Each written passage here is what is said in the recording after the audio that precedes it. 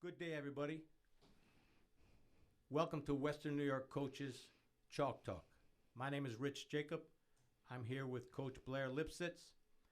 And today we're talking about a day when we come to practice and we just don't have it. Coach, please lay the groundwork. Yeah, this is something that I've wanted to talk about for a while because I remember both as a player and as a coach, this being something that came up often. You know, if not every day, somebody on the team just didn't have it. They walked in and it's not necessarily that they had a fight with somebody or they had a bad test or anything like that. It might have just been a blah day. And it's something that I think coaches need to recognize, and you do recognize it right away when you walk into practice, but how do we then help our athletes get out of that funk?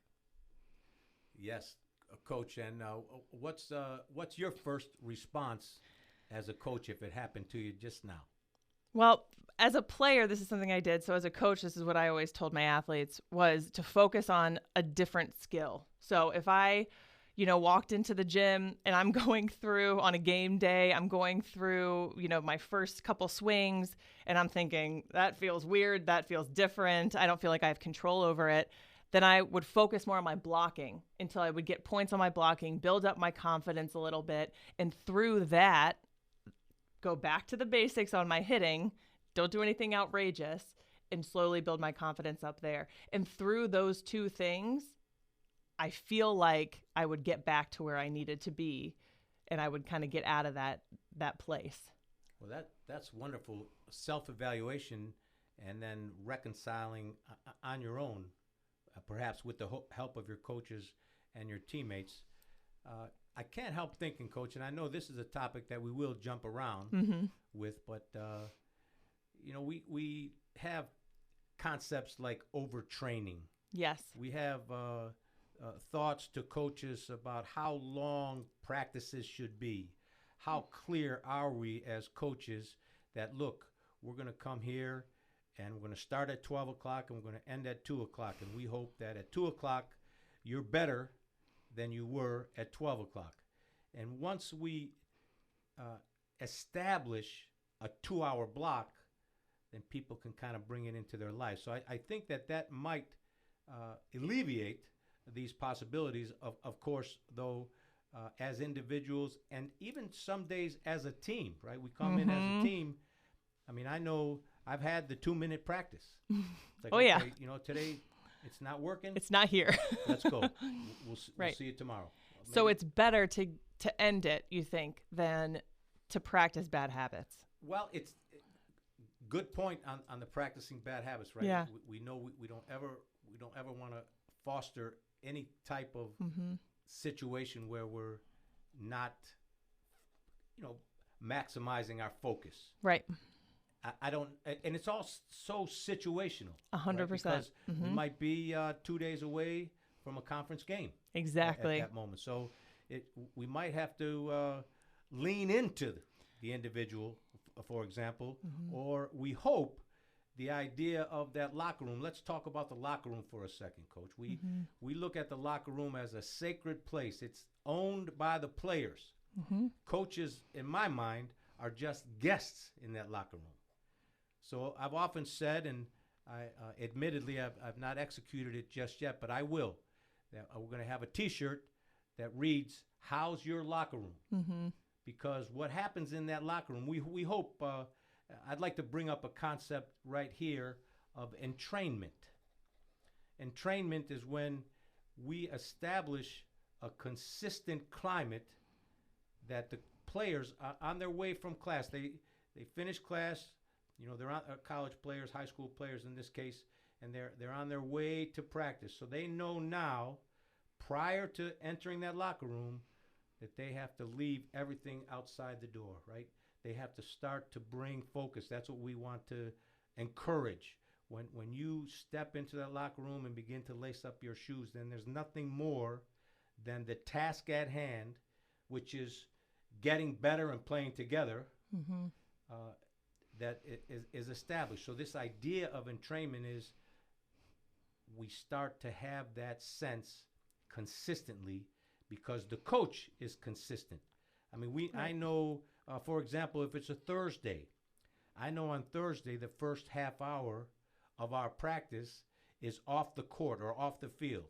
You know, we're in a circle and we're sharing, we're airing our differences, we're communicating, always with respect, but we're challenging each other outside the sport, right? This whole idea of I guess I'm repeating myself with this word consistency, but I think it's important and it helps. But some days we just can't help it. So yeah, and I think that lack of consistency sometimes leads to losing the locker room, because we've all heard that, right? Oh, they've lost the locker room when talking about coaches, and it's a negative term. And do you think that consistency is a big piece of that? I think as humans, we all need consistency in our lives, right? We sort of thrive on that, and we feel like we can be our best selves there. Yeah, I think consistency is part of that, but I also think an established set of values, of team values. And, right. And as we've talked about many times before, who creates those values? Who identifies those values? Well, as Robin Jones from England, the great work of being first among equals, we have to establish the idea that we are all equals here, coaches and players. So we want participation from everyone. We want to hear everyone's thoughts. There's no wrong answers. Yeah, we have some ideas as a coach. We have principles as a coach that we want to bring forward, but we have to know where we are and who we have in front of us. That's the adaptation that every coach has to make, right? We can come in with a plan in principle, but then we have to know our players. We have to know a little bit more than what they can do on the court or on the field or on the ice, right? We have to take the time. It's complex. It takes much time and energy, but it's our responsibility to maximize who we are as a team. You know, to have that idea of social support and getting to know each other, and then together we come up with a very short list. I think you were sharing your 3-year-old. Yeah. With the three. The 3 rules. Yes. Yeah. And they are sort of core values. And I think you're right in, a program, when I think about, at the collegiate level, a program has a set core value system, right? Every year. And I think over time, you sort of keep those core values, but maybe the freshmen don't know, or the sophomores don't know what that meant to get there. That's right. So I think it's important, like you say, to involve everybody in that conversation every year, day one, because not only is that something that the team goes back on, but also that the coach goes back on. There are going to be very difficult decisions throughout a season, throughout, a player's entire career. And if you're always going back on those same core values that your team helped you come up with, then it's fair. And it's consistent, and that consistency can build trust within the whole team and within the whole program over time. Absolutely, Coach. And that's such an important point that you make. And we're talking about an open-ended group, right? Right. We're talking about building a culture. So when the seniors graduate, they leave. The freshmen come in, they're new, and then you have that core sophomore and junior who carry the culture forward. Right. And that's and they've got to understand it. So they've got to be a part of that conversation from the get-go, yes, right? Understand and own it, as you say. Right. That's excellent. And I think, we in addition to the core values, right, there are some perhaps obvious things like, are you keeping your life balanced? Are you getting rest? Getting harder and harder, I think, for young athletes and athletes at the collegiate level and on. Right. And so, we talk a lot here at Western New York Coaches about sports psychology. We talk about the paradigm shift of traditional coaching. So a traditional coach, many of us have had the opportunity to play the game. We love the game, and we have this chance to move on after our playing days and get into coaching, and then we bring what we've learned through our experiences playing the game into the coaching realm. now, in this example, we at Western New York Coaches are trying to fill that sports psychology toolbox, this paradigm shift of coaching, understanding the complexities of growing up this day and age, understanding the immediacy of technology, the so many more options that young people have to give their energy to. Yet they still have the same passion, if you will, for the game, but oftentimes struggle with having that balance. And I guess, and getting back to, do we send them home? Some days it is. Yeah. Hey Blair, I know you. I know how hard you work. I trust you fully. I see you don't have it today. Take the rest of the day off. No hard feelings, no penalties, no anything. Right. Because you need a minute. Right. You need a minute. And I think this is interesting because I was guilty of this my first year, especially coaching, when we would, I'm talking more about when the whole team doesn't have it, when it's just low energy. You come in the practice, you're like, man, this is brutal. It's brutal to watch. It's brutal to be here. I'm sure you're not having fun playing. And, in those moments, I just kept saying to myself, well, just work through it, figure it out. This is, you got to figure it out. And I think that maybe wasn't the best way to do it, but I do believe that sometimes in those moments, you have to lean into that, because that feeling that you're feeling, you're going to feel it again. You're going to feel it on a game day. Right. So, if you talk about it more and don't try to just push it aside, like, nope, just fake it till you make it. You can figure it out, right? And instead be like, all right, this is how we're feeling right now. This is what it's like. When you guys hit this point and it's a game day, we don't want to have this same result. So how are we going to change it? Let's find a way to change it right now. And really make it recognizable, because the team feels it. It's one of those practices where the team's looking over at the coaching staff like, all right, what's going to happen? I can tell something's going on, right? And everybody's feeling the tension. So how are we going to change it? Yeah, good for basically. You. I mean, that is such an excellent coaching point to simulate the game situations. And in game situations, what do we say when we make a mistake, right? We say erase it. Right. Right. Be in the next moment. Right. Not taking time, hanging your head, feeling sorry for yourself, etc. Using that energy to get to the next moment. Be in that moment. So I think that's an excellent point. You make a coaching practice point, because we're always you often talk about raising the intensity at practice. Yes. Trying to reach, right? We're trying to simulate game-like situations, although we can't get all the way there. Yeah. We demand the highest level of intensity. And, share a little bit more about that, because I know it's one of your principles as coach. Yeah, I mean, and it does kind of tie into this, when you don't have it in practice, because something you can always bring is work ethic. And as a player, I wasn't the player that came in every day at 100%. And I look back now and wish I was, right? Because from a coaching perspective, you see it, and now I can't do those things anymore physically. But yeah, I think as a coach, if you ask your team to just bring their work ethic every day, even on the bad days when they don't have it, they can get something out of it. They can focus and get a skill that maybe they've been working on for a really long time that doesn't have to be perfect in practice, but maybe they're just working on like one specific thing over and over to make sure that they're getting that little bit better that day. Yeah, and you know what? As you're talking, Coach, I'm thinking of myself and my own experience in coaching. I've had those days, right? Oh, yeah. You have those days at work. Yes. And when you leave, like so many coaching concepts, this is something that, you're talking about not having it, whatever that it is, that happens in your adult life. It happens in your parenting life. It happens in all these different facets. And it's something, how do we push through that to show up? And it's great to be human to your players, right? That's so true. Time out, team. Look, I'm sorry, I don't have it today. Yeah. I need you. Yeah. And they carry on. Right. And then we celebrate what they did. Look what you did today. Your leader was down. You carried forward, had a great practice. Right. Because of you. Right.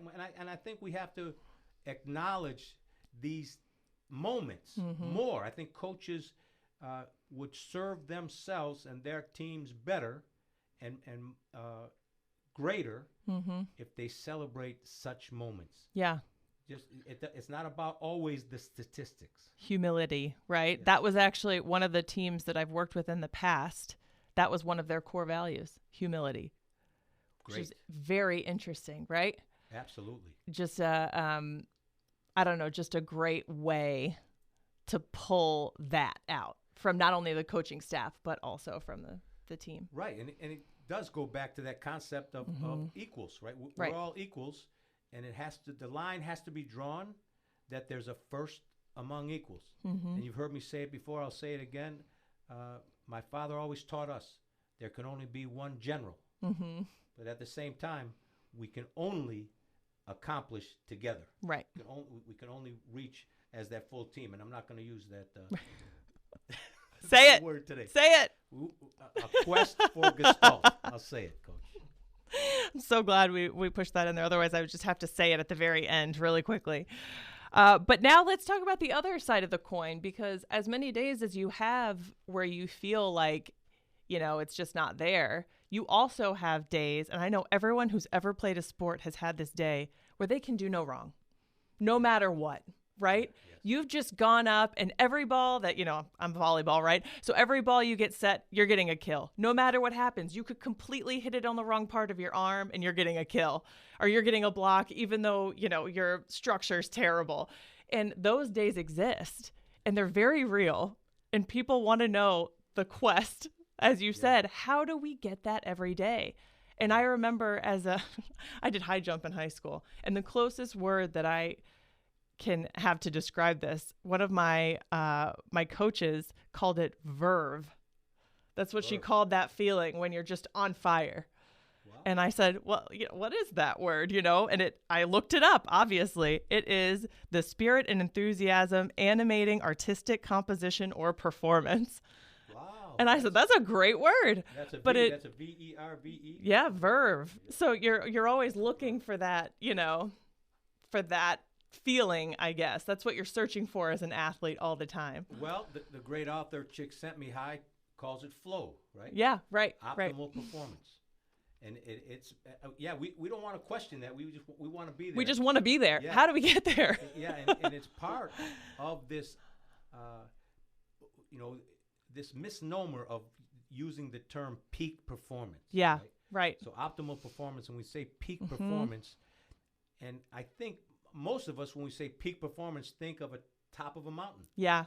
And really, there's continuous improvement, and there's always more. So there's really no peak. You know what? That's kind of interesting, because when you said peak at the top of the mountain, I thought immediately of the feeling someone would achieve climbing the mountain. Right. So it's just interesting, two different ways to look at it. I was like, oh, that makes sense. It is. Yeah. It is. And I think, while the little leaguers on those great days, I mean, even though. Oh, that's the best. When you're a kid and you're just lights out. It's the best thing ever. This great day. Yeah. So, I mean, it's a great day every day in Little League. And it should be a great day every day because we have the ability to be out there and play this sport. Right. We have the privilege. We have the honor. So many people, like, college, we're amongst our great college students here, our production assistants, by the way, Anthony Stott, Rodney Graves, Jackson Cisse, with the leadership from Dr. Julie Hines, right? We have this great team, and they appreciate the opportunity. All the work that they're doing to help us bring this podcast to the world is wonderful, and it's learning, but I can see and we can feel the character of these young people, that they appreciate this idea. So that's the richness, that's the celebration also. And I think we have to remind ourselves, and often have to remind our players, that we have this great opportunity. Remember that. And I think also I was getting to that Little League freezy pop. You get the freezy pop after the game, no matter what the score is. Yeah. Sometimes, Coach, we got to get on that bus and buy them the best pizza in town if they had a good day. I think if we get it in that middle of the day, we stop it and leave it on the high note. Let's get in the bus. We're treating you to the great pizza. Right. Perfect. Well, listen, we want to say again that Western New York coaches, partnering with Medaille College, Medaille College Sport Communication, Medaille College Sport Management. We really appreciate the opportunity to try to share these ideas. This is truly symposia where everybody's minds, everybody's brilliance is part of who we are and where we're going. So we're looking forward for future days. We're going to have guests in, professional guests, as we go forward. I think, please, Coach, the full name of the 3-year-old guest that we're going to have soon? My daughter, Liv Lipsitz. Okay. Liv is on the schedule one day. And good luck to us all when that happens. Oh, yeah, well, it's going to be, what's that word? It's going to go viral. It's going to go viral. Well, listen, everyone, thank you so much for listening. Thank you for our production assistants again. We really appreciate you. Everybody stay in good health. We look forward to the next time. This is Western New York Coaches signing off.